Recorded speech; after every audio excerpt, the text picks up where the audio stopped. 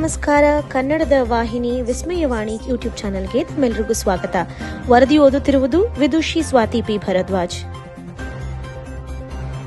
ಮುಖ್ಯಮಂತ್ರಿ ಸಿದ್ದರಾಮಯ್ಯ ಅವರು ಬಿಜೆಪಿಯವರು ಕೇವಲ ಸುಳ್ಳಿನಲ್ಲಿ ಮಾತ್ರವಲ್ಲ, ಮತಗಳ್ಳತನದಲ್ಲೂ ನಿಸ್ಸೀಮರು ಎಂದು ಆರೋಪಿಸಿದರು.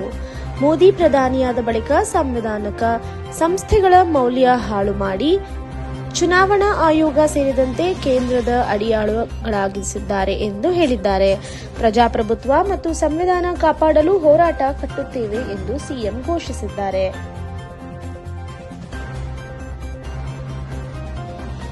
ಚೀನಾದಲ್ಲಿ ನಡೆದ 15 ವರ್ಷದೊಳಗಿನ ಬಾಲಕಿಯರ ಏಷ್ಯಾ ಕಪ್ ಬ್ಯಾಡ್ಮಿಂಟನ್ ಪಂದ್ಯಾವಳಿಯಲ್ಲಿ ಚಿನ್ನದ ಪದಕ ಜಯಿಸಿದ ಕರ್ನಾಟಕದ ಶೈನಾ ಮಣಿಮುತ್ತು ಅವರನ್ನು ಮುಖ್ಯಮಂತ್ರಿ ಸಿದ್ದರಾಮಯ್ಯ ಅವರು ಅಭಿನಂದಿಸಿದ್ದಾರೆ. ವಿಧಾನಸೌಧದಲ್ಲಿ ಶೈನಾ ಅವರನ್ನು ಭೇಟಿಯಾದ ಸಿಎಂ ಅವರು ಇನ್ನಷ್ಟು ಸಾಧನೆ ಮಾಡಿ ರಾಜ್ಯ ಹಾಗೂ ದೇಶಕ್ಕೆ ಕೀರ್ತಿ ತರು ಎಂದು ಹಾರೈಸಿದ್ದಾರೆ. ಮಲೇಬೆನ್ನೂರು ಭಾಗದ ರೈತ ಸಂಘದ ಮುಖಂಡರು ಹಾಗೂ ಹಸಿರು ಸೇನೆ ಕಾರ್ಯಕರ್ತರು ಭತ್ತ, ಮೆಕ್ಕೆಜೋಳ ಮತ್ತು ರಾಗಿ ಬೆಳೆಗಳಿಗೆ ಬೆಂಬಲ ಬೆಲೆ ನೀಡುವಂತೆ ಒತ್ತಾಯಿಸಿದ್ದಾರೆ. ಈ ಹಿನ್ನೆಲೆಯಲ್ಲಿ ಅವರು ಬೈಕ್ ರ್ಯಾಲಿ ಮೂಲಕ ಜಿಲ್ಲಾಧಿಕಾರಿಗಳ ಕಚೇರಿಗೆ ತೆರಳಿ ತಮ್ಮ ಬೇಡಿಕೆ ಸಲ್ಲಿಸಿದ್ದಾರೆ. ರೈತರು ಸರ್ಕಾರ ತಕ್ಷಣ ಕ್ರಮ ಕೈಗೊಳ್ಳಬೇಕು ಎಂದು ಆಗ್ರಹ ವ್ಯಕ್ತಪಡಿಸಿದ್ದಾರೆ. ಹೊನ್ನಾಳಿಯಲ್ಲಿ ಇಂದಿರಾ ಕ್ಯಾಂಟೀನ್ ಉದ್ಘಾಟನೆ ನಡೆಯಿತು. ಕಾರ್ಯಕ್ರಮದಲ್ಲಿ ಶಾಸಕ ಡಿಜಿ ಶಾಂತನಗೌಡ ಹಾಗೂ ಹಿರೇಕಲ್ಮಠದ ಶ್ರೀಗಳು ಎಚ್ಪಿ ಮಂಜಪ್ಪ ಅವರು ಭಾಗವಹಿಸಿ ಕ್ಯಾಂಟೀನ್ ಆರಂಭಿಸಿದರು. ಸಾಮಾನ್ಯ ಜನತೆಗೆ ಕಡಿಮೆ ಬೆಲೆಗೆ ಉತ್ತಮ ಆಹಾರ ನೀಡುವ ಉದ್ದೇಶದಿಂದ ಆರಂಭವಾದ ಈ ಕ್ಯಾಂಟೀನ್ಗೆ ಸ್ಥಳೀಯರು ಸಂತೋಷ ವ್ಯಕ್ತಪಡಿಸಿದ್ದಾರೆ.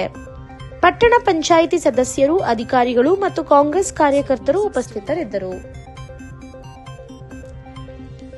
ನೀವು ಮಾಡುತ್ತಿರುವ ಹೋರಾಟ ಭವಿಷ್ಯದಲ್ಲಿ ಮಕ್ಕಳ ಉತ್ತಮ ಭವಿಷ್ಯಕ್ಕೆ ದಾರಿ ತೋರಿಸುವ ಶುಭಾರಂಭವಾಗುತ್ತದೆ ಎಂದು ಕರ್ನಾಟಕ ರಾಜ್ಯ ಮಹಿಳಾ ಆಯೋಗದ ಅಧ್ಯಕ್ಷೆ ಡಾ ನಾಗಲಕ್ಷ್ಮಿ ಚೌಧರಿ ಅವರು ಹಾಸನದಲ್ಲಿ ಹೇಳಿದ್ದಾರೆ.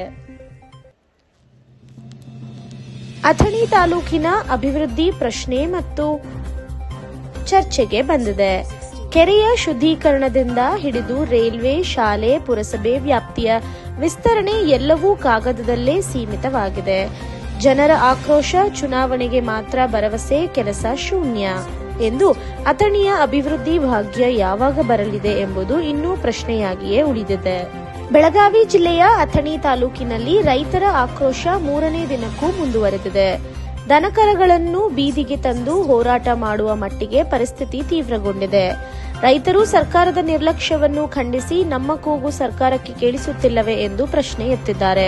ಸ್ಥಳೀಯ ಶಾಸಕರು ಹಾಗೂ ಸಚಿವರು ಯಾರೂ ಭೇಟಿ ನೀಡದಿರುವುದರಿಂದ ರೈತರ ಅಸಮಾಧಾನ ಹೆಚ್ಚಾಗಿದೆ.